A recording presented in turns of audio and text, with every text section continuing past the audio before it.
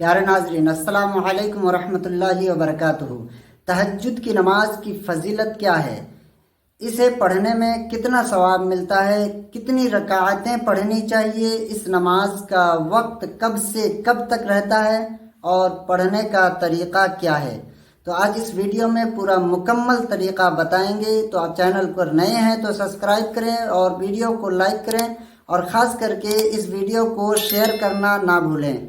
तो प्यारे नाजरीन, फजीलत क्या है? प्यारे आका सल्लल्लाहु ताला अलैहि वसल्लम फरमाते हैं कि जो इंसान इस नमाज को पढ़ता है, यानी सोने के बाद उठकर इस नमाज को पढ़ता है, गोया कि अल्लाह तबारक व तआला से जो मांगता है उसकी दुआ कबूल की जाती है, क्योंकि आधी रात के बाद दुआ की कबूलियत का समय होता है। तो अल्लाह तबारक व तआला निदा देता है आधी रात के बाद कि ऐ बंदा मांग जो मांगना चाहता है। तो तहज्जुद की नमाज के ज़रिए से दुआ कबूल होती है।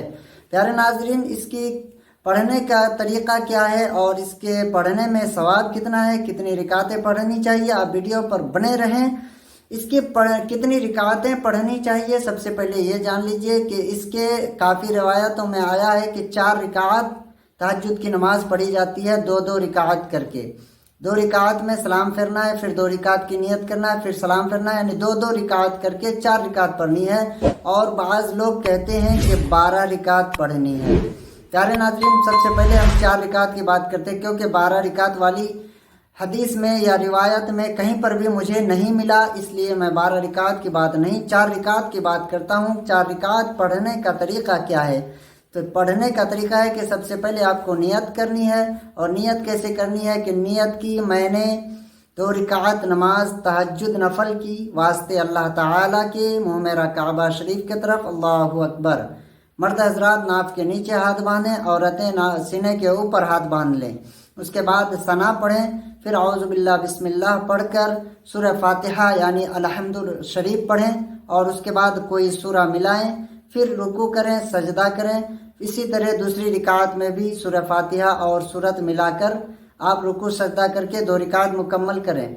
इसी तरह तीसरी और चौथी रिकात में भी इसी तरह से पढ़ें और इस तरह नमाज मुकम्मल करें। कोई सूरा इसमें खास नहीं है, कोई भी सूरा आप पढ़ सकते हैं। हाँ, जितना ज़्यादा लंबा सूरा पढ़ेंगे उतना ज़्यादा बेहतर है, क्योंकि नबी करीम सल्लल्लाहु ताला अलैहि वसल्लम इस नमाज में बेहद लंबी सूरा तिलावत किया करते थे और अपने सहाबा को भी हुक्म देते थे कि जितना ज़्यादा लंबा हो सके उतना ज़्यादा तिलावत किया करो इस नमाज में। और इस नमाज का वक्त क्या है, अब ये जान लीजिए।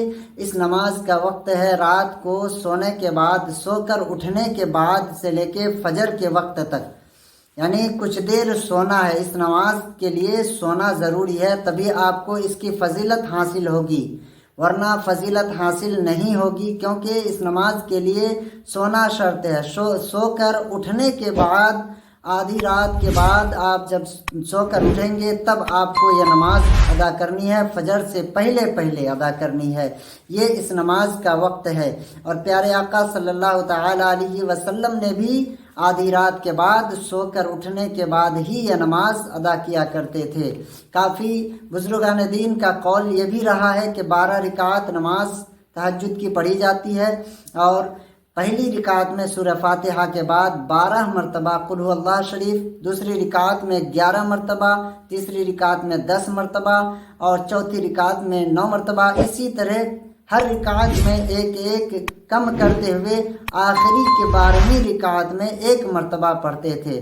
तो ऐसी जो है रिवायत कहीं पर मिला नहीं मुझे, बुजुर्गान दीन का कौल है, हो सकता है, लेकिन जो हकीकत में है वो 4 रिकात है और कोई भी सूरा पढ़ सकते हैं। लंबी सूरत तिलावत करें, ज़्यादा बेहतर है। फिर मिलते हैं अगले वीडियो के साथ। अस्सलामु अलैकुम वरहमतुल्लाहि वबरकातुहू।